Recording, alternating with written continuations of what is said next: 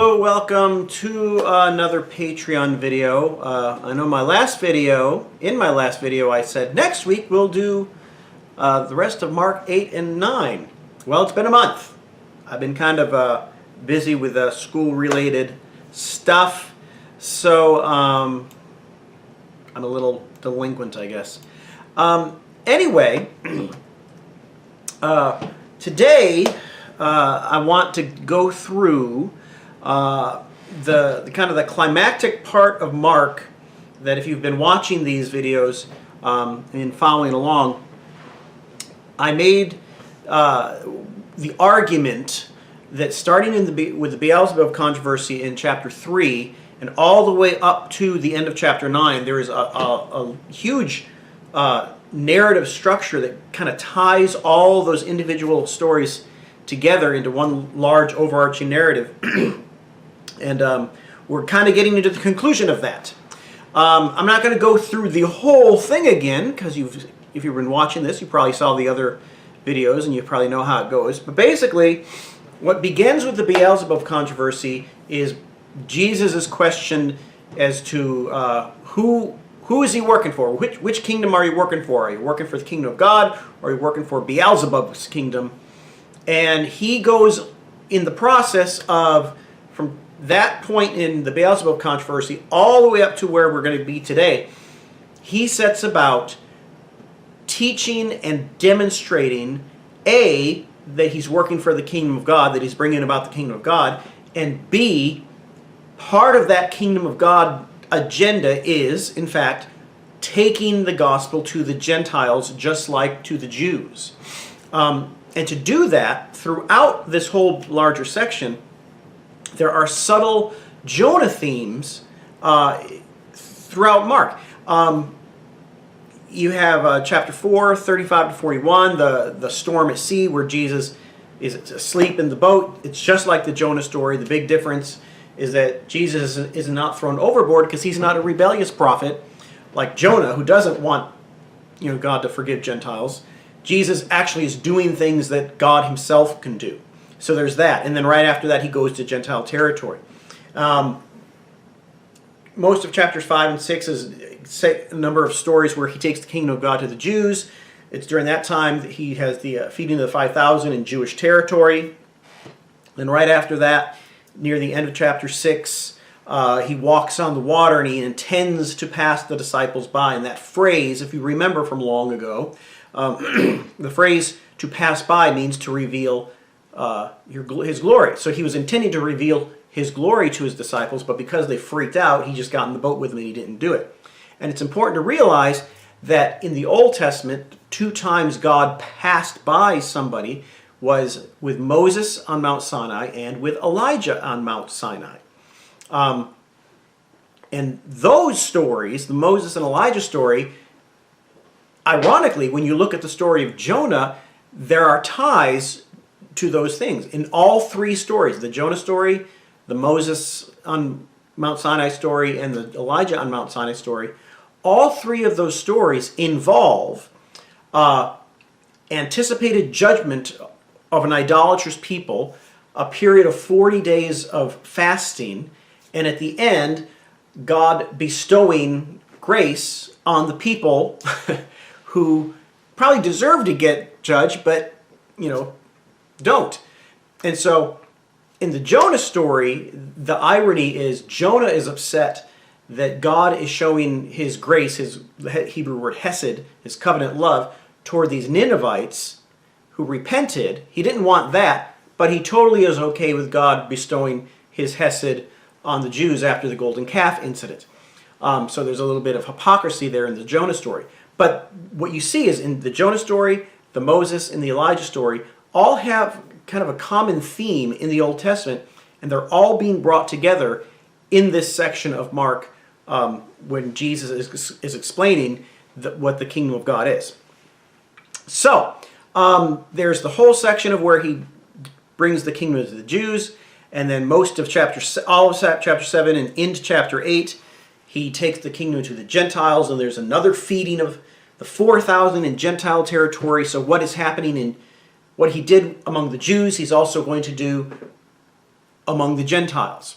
And that's a hint as to what the kingdom of God really is about. And that's why it echoes the story of Jonah, because ironically, it's because of Jonah's disobedience, I guess you could say, that God ends up forgiving Gentiles. So there's kind of that whole detail here. But having said all that, the climax of all this starts at the very end of chapter 8 and goes into chapter 9. Now, we left off a month ago, whereas after Jesus does all that stuff, in 8:11 to 13, the Pharisees ask for a sign. And in Mark, Jesus just says, to quote the soup Nazi and Jerry Seinfeld, no sign for you. They don't get one. The reason why they don't get one is because they don't realize what Jesus has been doing this whole time. His whole actions of feeding of the 5,000 and feeding of the 4,000 and all this stuff, these are the signs that are telling them what the kingdom of God is about, and they can't see it. So he's not going to pander to them. But then, after that, and this is the climax of this whole section, we get, right after he tells the Pharisees, no sign for you, in 8:14 to 21, we are told that Jesus warns the disciples of the yeast of the Pharisees and Herod.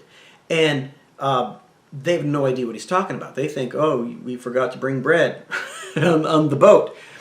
And so he has to kind of walk them through to try to get them to see what he's talking about. And he basically says, how many baskets did you pick up when we fed the 5,000? That would be in Jewish territory. They said, well, we picked up 12. That's good for you. And then he says, how many baskets did you pick up with the feeding of the 4,000? That would be to the Gentiles. They said, 7. And he says, okay, do you see what I'm getting at? And they clearly don't. Now, so what is he getting at? 12 is obviously the number that represents Israel. He's feeding Israel. But 7 is also God's number of completion.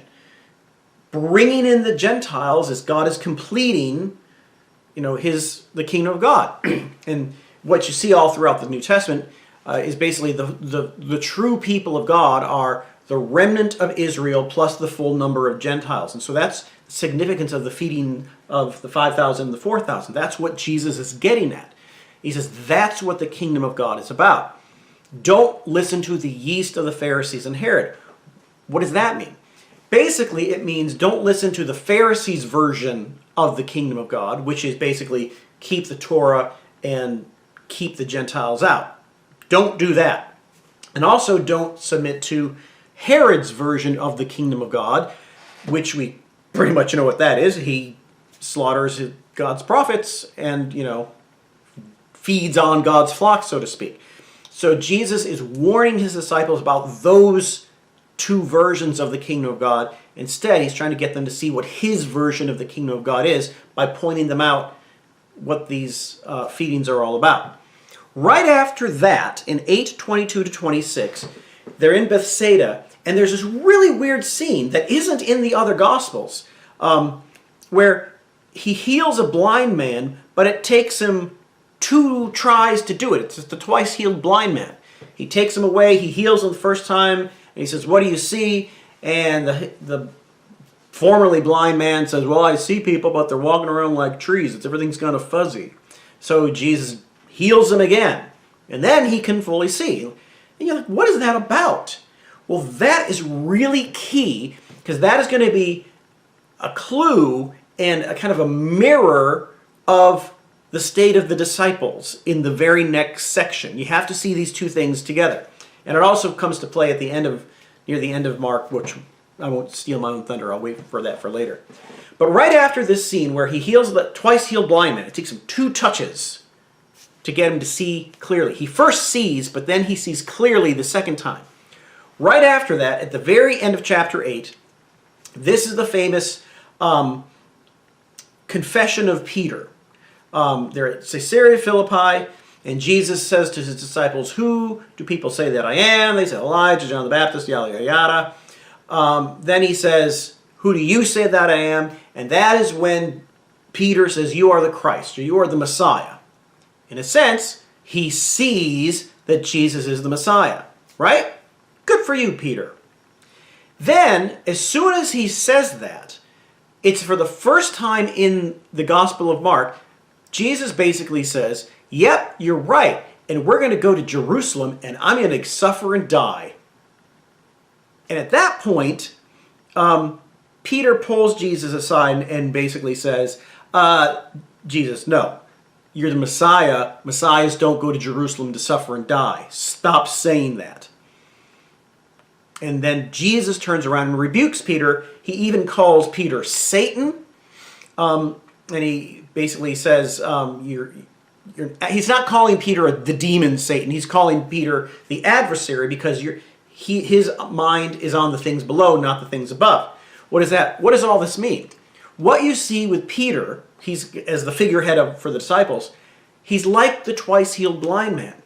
He sees Jesus is the Messiah, but he doesn't see clearly yet what kind of Messiah he is going to be. And the clue to when he starts to see clearly is going to come right before they get to Jerusalem when Jesus heals another blind man. And that's going to be, oh yeah, they're going to start seeing clearly pretty quick. But that's the significance of Peter's confession. And the whole thing about Jesus rebuking Peter and calling him Satan, it's set up right next to the twice-healed blind man story to show you that the disciples see, but they don't see clearly yet what kind of Messiah he is. They are like that twice-healed blind man, and they're awaiting the second touch from Jesus, basically. But then at the end of that, Jesus says something very, very weird that a lot of people don't know what to make of. He tells the disciples, there are some here who will not taste death until they see that the kingdom of God has come with power.